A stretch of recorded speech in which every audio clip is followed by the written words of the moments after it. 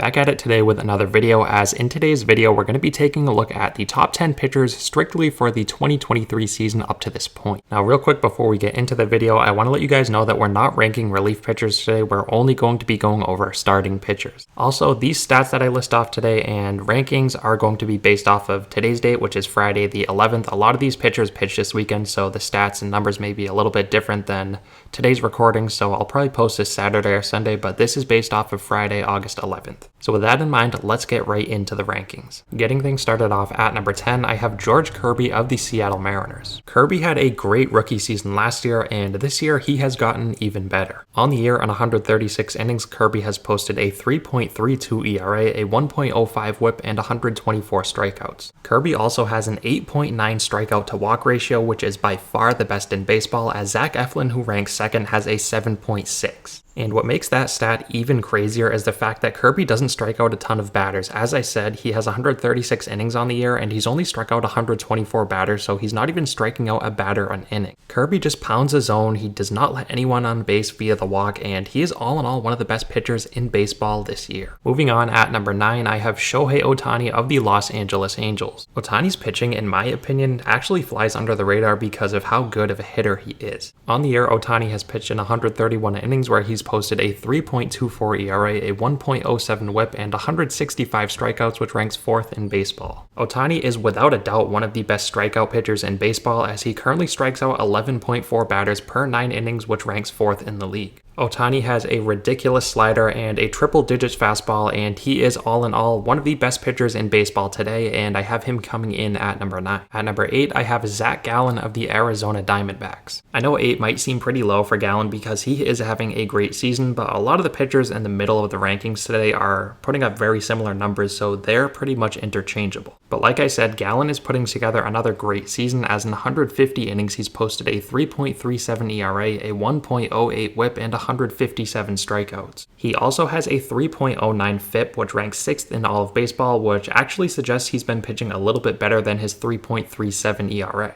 Ever since getting to Arizona a few years back, outside of 2021, Gallen has been one of the best pitchers in all of baseball, and I would not be surprised at all to see him win a Cy Young in the near future. At number 7, I have Logan Webb of the San Francisco Giants. Webb is an elite pitcher who, in my opinion, flies well under the radar. He is putting together another all-star caliber season this year, as he paces baseball with 154 innings pitched where he's posted a 3.38 ERA and a 1.09 whip. On top of that, he has 151 strikeouts and has a 6.0 strikeout to walk ratio, which ranks 6th in all of baseball. Now with Webb, there's always going to be the argument that he pitches at the most pitcher-friendly park in baseball in San Francisco, but if it were that easy to pitch in San Francisco, every pitcher would be pitching like Webb is. Webb has been consistently solid all year long, and he's been eating up plenty of innings for San Francisco, and I think he is absolutely a top 5 National League Cy Young candidate up to this point. Moving on, at number 6, I have Spencer Strider of the Atlanta Braves. In terms of missing the bat, there is no one better in baseball today than Spencer Strider. He is most likely going to hit the 300 strikeout threshold this year, which is very rare. In fact, since 1900, there have only been 19 pitchers to do so. So far, in only 132 innings, Strider has notched 211 strikeouts, and he's also posted a 3.94 ERA and a 1.13 whip. He has a 14.4 K per 9, which is far and away the best in baseball. He is nearly 3 strikeouts ahead of Blake Snell, who is in second place. Now, the obvious blemish in Strider's numbers so far this year is the fact that his ERA is pretty close to 4, but he does have a 2.84 FIP, which ranks 4th in baseball, so he has been pitching a lot better than a 3.94 ERA.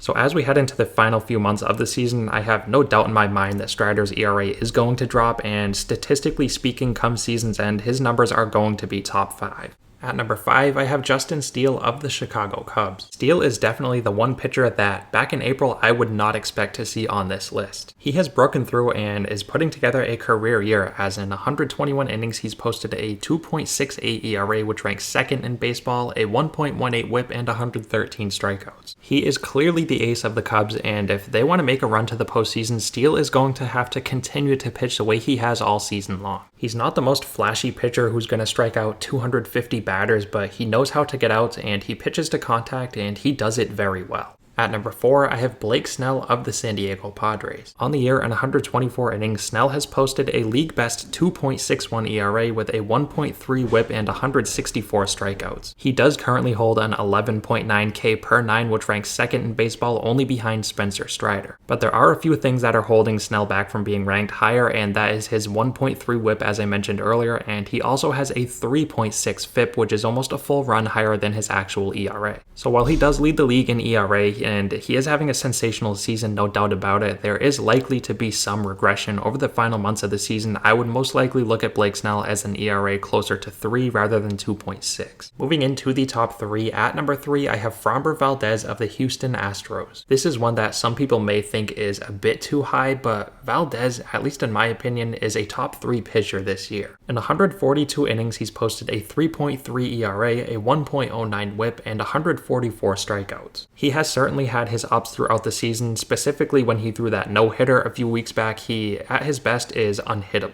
But he has been inconsistent over his past 5 starts, as one of those 5 starts, yes, was a no-hitter on August 1st, but the other 4 starts since July 15th, he has allowed 4+ runs in 4 of the 5 starts. So yes, Valdez has been pretty bad over the past month, but with how good he was in the first couple months of the season and his track record over the past couple years, I think he's going to get back on track and finish the season as a top 3 pitcher, and I think he has been that up to this point. At number 2, I have Kevin Gausman of the Toronto Blue Jays. Gausman was a highly touted prospect a few years back, and he got off to a very rocky start, but over the past couple years, he has really picked it up, and specifically this year, he has solidified himself as an ace. In 139 innings, Gausman has posted a 3.04 ERA, a 1.14 whip, and 183 punchouts, which ranks second only to Spencer Strider. He also has a 5.4 strikeout to walk ratio, which ranks 8th in baseball, and he also leads the league with a 2.65 FIP. So as good and as dominant as Gausman has been so far, he has been actually pitching better than his ERA would suggest. He is well in the race for the American League Cy Young, and I would not be surprised at all to see him catch fire and win the award this year. Finally, at number 1, I have Garrett Cole of the New York Yankees. Cole has pretty much been the best starting pitcher in baseball from the start of the season to present day. In 150 innings, Cole has posted a 2.75 ERA, a 1.04 whip, and 160 strikeouts. He's most likely going to strike out well over 200 batters and post a sub-3 ERA yet again. He is clearly one of the best pitchers of this generation. He's been doing it year after year, and he is the best pitcher in baseball in 2023. Now, before we wrap the video up, I want to go over some honorable mentions. I hate to put 7 honorable mentions, but all 7 of these guys were really close to making the list. We have Zach Eflin, Logan Gilbert, Luis Castillo, Corbin Burns, and Zach Wheeler. And 2 other pitchers who would have most likely made the list if it weren't for injuries are Clayton Kershaw and Nathan Eovaldi. But anyways, that's going to wrap today's video up. Let me know what you guys think down below. As always, thank you guys so much for watching, and I'll see you next time.